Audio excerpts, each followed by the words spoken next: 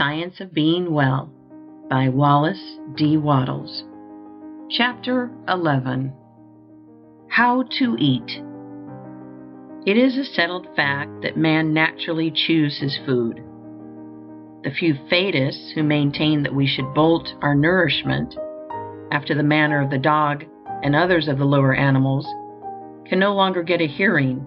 We know that we should chew our food, and if it is natural that we should chew our food, the more thoroughly we chew it, the more completely natural the process must be.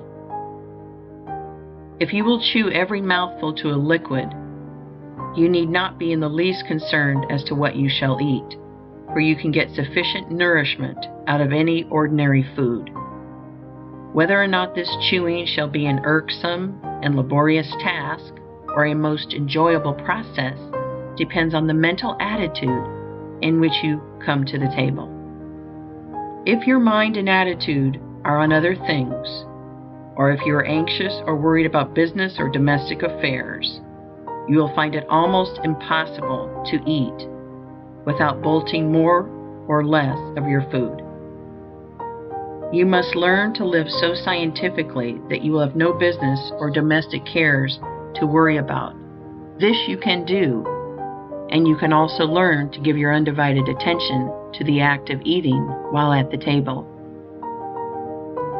When you eat, do so with an eye single to the purpose of getting all the enjoyment you can from that meal. Dismiss everything else from your mind, and do not let anything take your attention from the food and its taste until your meal is finished. Be cheerfully confident, for if you follow these instructions, you may know that the food you eat is exactly the right food, and that it will agree with you to perfection. Sit down to the table with confident cheerfulness, and take a moderate portion of the food. Take whatever things look most desirable to you. Do not select some food because you think it will be good for you. Select that which will taste good to you. If you are to get well and stay well, you must drop the idea of doing things because they are good for your health, and do things because you want to do them. Select the food you want most. Gratefully give thanks to God that you have learned how to eat it in such a way that digestion shall be perfect, and take a moderate mouthful of it. Do not fix your attention on the act of chewing. Fix it on the taste of the food, and taste and enjoy it until it is reduced to a liquid state and passes down your throat by involuntary swallowing. No matter how long it takes, do not think of the time. Think of the taste. Do not allow your eyes to wander over the table, speculating as to what you shall eat next. Do not worry for fear there is not enough, and that you will not get your share of everything. Do not anticipate the taste of the next thing. Keep your mind centered on the taste of what you have in your mouth, and that is all of it. Scientific and healthful eating is a delightful process after you have learned how to do it, and after you have overcome the bad old habit of gobbling down your food unchewed. It is best not to have too much conversation going on while eating. Be cheerful, but not talkative. Do the talking afterward. In most cases, some use of the will is required to form the habit of correct eating. The bolting habit is an unnatural one and is without doubt mostly the result of fear. Fear that we will be robbed of our food. Fear that we will not get our share of the good things. Fear that we will lose precious time. These are the causes of haste. Then there is anticipation of the dainties that are to come for dessert, and the consequent desire to get at them as quickly as possible. And there is mental abstraction, or thinking of other matters while eating.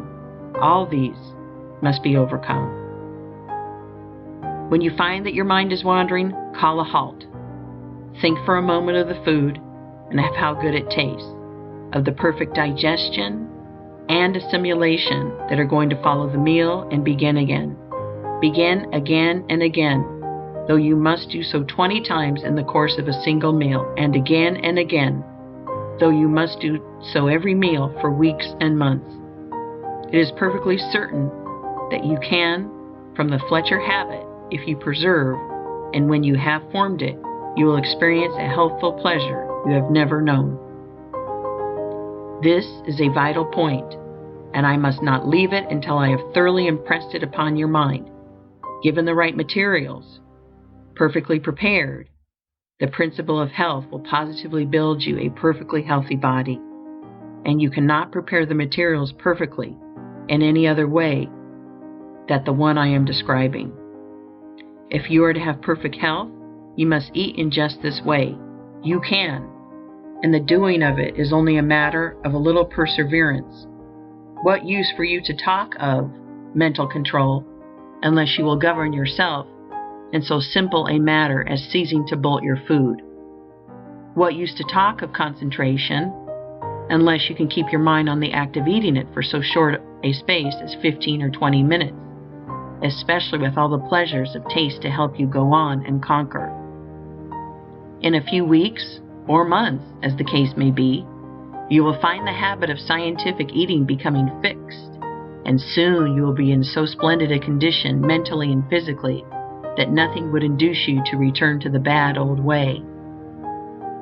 We have seen that if a man will think only thoughts of perfect health, his internal functions will be performed in a healthy manner. And we have seen that in order to think thoughts of health, man must perform the voluntary functions in a healthy manner. The most important of the voluntary functions is that of eating, and we see, so far, no especial difficulty in eating in a perfectly healthy way. I will here summarize the instructions as to when to eat, what to eat, and how to eat with the reasons therefore. Never eat until you have an earned hunger, no matter how long you go without food. This is based on the fact that whatever food is needed in the system, if there is power to digest it, the subconscious mind announces the need by the sensation of hunger. Learn to distinguish between genuine hunger and the gnawing and craving sensations caused by unnatural appetite. Hunger is never a disagreeable feeling accompanied by weakness, faintness, or gnawing feelings at the stomach. It is a pleasant, anticipatory desire for food and is felt mostly in the mouth and throat. It does not come at certain hours or at stated intervals. It only comes when the subconscious mind is ready to receive, digest, and assimilate food. Eat whatever foods you want, making your selection from the staples in general use in the zone in which you live. The Supreme Intelligence has guided man to the selection of these foods, and they are the right ones for all.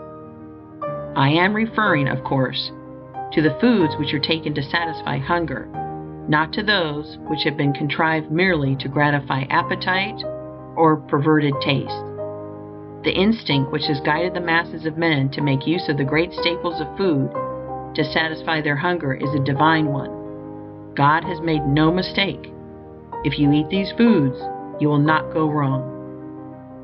Eat your food with cheerful confidence and get all the pleasure that is to be had from the taste of every mouthful. Chew each morsel to a liquid, keeping your attention fixed on the enjoyment of the process. This is the only way to eat in a perfectly complete and successful manner, and when anything is done in a completely successful manner, the general result cannot be a failure. In the attainment of health, the law is the same as in the attainment of riches. If you make each act a success in itself, the sum of all your acts must be a success. When you eat in the mental attitude I have described, and in the manner I have described, nothing can be added to the process. It is done in a perfect manner, and it is successfully done.